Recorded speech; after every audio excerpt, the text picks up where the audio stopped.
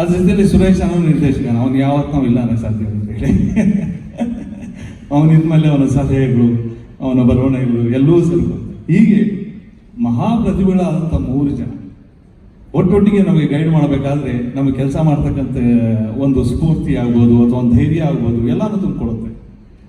ಆ ರೀತಿ ಎಲ್ಲವನ್ನೂ ತುಂಬಿಕೊಂಡು ಮಾಡಿರ್ತಕ್ಕಂಥ ಒಂದು ಪಾತ್ರ ಇದು. ಪಾತ್ರ ಚೆನ್ನಾಗಿ ಮೂಡಿ ಬಂದಿದೆ ಅಂತ ತಂಡದಿಂದ ಒಂದು ಪ್ರತಿಕ್ರಿಯೆ ಬಂದಿದೆ. ಸೊ ಅವರು ಮನಸ್ಸು ಗೆದ್ದಿದೆ ಅಂದಮೇಲೆ ಖಂಡಿತವಾಗ್ಲೂ ಜನರ ಮನಸ್ಸು ಗೆಲ್ಲುತ್ತೆ, ತಮ್ಮೆಲ್ಲರ ಮನಸ್ಸು ಗೆಲ್ಲುತ್ತೆ ಅಂತ ನನಗೊಂದು ನಂಬಿಕೆ. ಸೊಗಸಾದ ಇಬ್ಬರು ಹೀರೋಯಿನ್ಸು ಇದರಲ್ಲಿ. ತಾನ್ಯಾ ಆ್ಯಕ್ಚುಲಿ ಆಕೆ ಬ್ಯಾಕ್ಗ್ರೌಂಡ್ ಬಗ್ಗೆ ಕೇಳಿದಾಗ ನಮಗೆ ಕೈಗೆಲ್ಲ ನಡ್ಕ ಬರುತ್ತೆ.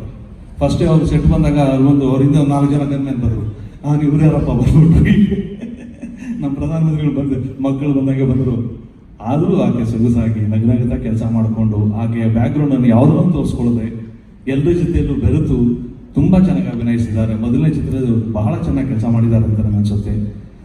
ಇನ್ನೊಬ್ಬ ಹೀರೋಯಿನ್ ಬಗ್ಗೆ ನಿಮಗೆಲ್ಲರೂ ಗೊತ್ತೇ ಇದೆ, ಆಕೆ ಸಾಕಷ್ಟು ಹೆಸರು ಮಾಡಿದ್ದಾರೆ. ಈ ಥರ ಅನೇಕ ಜನ ಕಲಾವಿದರು ಇರ್ತಕ್ಕಂಥ ಒಂದು ಚಿತ್ರ. ಇಷ್ಟೇ ಅಲ್ಲ, ಇನ್ನೂ ತುಂಬ ಜನ ಕಲಾವಿದರು, ದತ್ತಣ್ಣ ಅವರಿದ್ದಾರೆ, ಇನ್ನು ನಮ್ಮ ಧನಂಜಯ ಅವರಿದ್ದಾರೆ. ಧನಂಜಯ ಅವರು ಇತ್ತೀಚೆಗೆ ಸಾಕಷ್ಟು ಹೆಸರು ಮಾಡ್ತಿದ್ದಾರೆ. ಒಂದೊಂದು ಸಿನಿಮಾಲು ಒಂದು ಹೆಸರಿಟ್ಕೊಂಡು ಮೊನ್ನೆ ಟಗರುವಲ್ಲಿ ಏನೋ ಒಂದು ಡಾಲಿ ಅನ್ನೋ ಪಾತ್ರನ ಮಾಡಿದ್ರು, ಇಲ್ಲಿ ಮಿಠಾಯಿ ಅನ್ನೋ ಪಾತ್ರನ ಮಾಡಿದ್ದಾರೆ.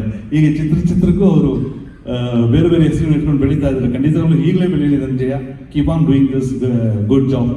ಸೊ ಈ ಥರದ ಒಂದು ಅದ್ಭುತವಾದ ತಂಡ. ಇದು ಎಲ್ಲದಕ್ಕಿಂತ ಮಿಗಿಲವಾಗಿ ಹೇಳಬೇಕು ಅಂತ ಹೇಳಿದ್ರೆ, ಸಿನಿಮಾ ಎಲ್ಲ ಮುಗಿಸ್ಲಿ, ಎಲ್ಲ ಆಯಿತು, ಎಲ್ಲ ಮುಗೀತು. ನಾನು ಚಿತ್ರದ ಹಾಡುಗಳನ್ನ ಕೇಳಿರಲಿಲ್ಲ. ಚಿತ್ರದ ಹಾಡುಗಳು ಯೂಟ್ಯೂಬಲ್ಲಿ ಕೇಳಿದ ಮೇಲೆ ಹರಿಕೃಷ್ಣ ಮುಂದೆ ಹೋಗ್ಬಿಟ್ಟು ನಾನು ಫೇಂಟ್ ಆಗ್ಬಿಟ್ಟೆ. ಅಪ್ಪ ಎಂಥ ಅದ್ಭುತವಾದ ಕೆಲಸ ಮಾಡ್ತೀಯ ಮಾರೆ ನೀನು. ಈಗ ಅಷ್ಟು ದಿನ ಚಿತ್ರೀಕರಣದಲ್ಲಿ 60 ದಿವಸ ಜೊತೆಯಲ್ಲಿದ್ದೀವಿ, ಒಂದು ದಿವಸನೂ ಬಿಟ್ಕೊಟ್ಟಿಲ್ಲ. ಗುಟ್ಟನ್ನ ನನಗೆ ಕೇಳಿಸಲಿ, ಯಾರೂ ಕೇಳಿಸಲಿ, ಏನು ಮಾಡಿಲ್ಲ. Harikrishna really great job you have done. It's an excellent thing. ನಮ್ಮ ಕಳ್ಳನಾಯಕರು ರವಿಶಂಕರ್ ಅವರು ಬಂದಿದ್ದಾರೆ ಈಗ.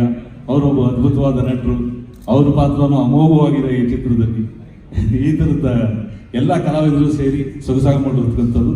ಇದು ಎಲ್ಲರೂ ಸೇರಿ ಇದು ಸೊಗಸಾಗಿ ಮೂಡಿ ಬರೋದಕ್ಕೆ ಕಾರಣ ಏನಪ್ಪ ಅಂತ ಹೇಳಿದ್ರೆ, ನಿಜವಾಗ್ಲೂ ಹೇಳ್ತೀನಿ, ಬಹಳ ವರ್ಷಗಳಾದಮೇಲೆ ಬಹಳ ಸಂತೋಷದಿಂದ ತೃಪ್ತಿಯಿಂದ ಈ ಸಿನಿಮಾನ ನಾನು ಮನಸ್ಸಲ್ಲಿ ಉಳಿಸ್ಕೋತೀನಿ. ಅದಕ್ಕೆ ಕಾರಣ ಶೈಲಜಾ ಮತ್ತು ಸುರೇಶ್. ಬಹಳ ಅದ್ಭುತವಾದ ನಿರ್ಮಾಪಕರು ಇವರು. ಯಾಕಂದರೆ ಅವರು ಬ್ಯಾಕ್ಗ್ರೌಂಡು ಆಗಿದೆ, ಅವರ ವಿದ್ಯಾಭ್ಯಾಸ ಆಗಿದೆ, ಅವರ ಸಂಸ್ಕೃತಿ ಆಗಿದೆ. ಅದೇ ಅಭಿರುಚಿನ ಚಿತ್ರದಲ್ಲೂ ಉಳಿಸ್ಕೊಂಡಿದ್ದಾರೆ. ಚಿತ್ರದಲ್ಲಿ ಅಷ್ಟೇ ಅಲ್ಲ, ಅವ್ರಿಗೆ ಎಷ್ಟೇ ಟೆನ್ಷನ್ ಇದ್ರು ಎಲ್ಲರೂ ಒಂದು ಸೌಜನ್ಯತೆಯಿಂದ ಮಾತಾಡಿಸ್ಕೊಂಡು, ಒಂದು ಸೌಜನ್ಯತೆಯಿಂದನೇ ಇಡೀ ಚಿತ್ರ ನಿರ್ಮಾಣ ಕೆಲಸನ ಮುಗಿಸ್ಕೊಂಡು ಹೋದ್ರು. ಅವ್ರು ಇದೇ ರೀತಿ ಇನ್ನೂ ಅನೇಕ ಚಿತ್ರಗಳು ಮಾಡಲಿ ಅಂತ ಹಾರೈಸ್ತಾರೆ.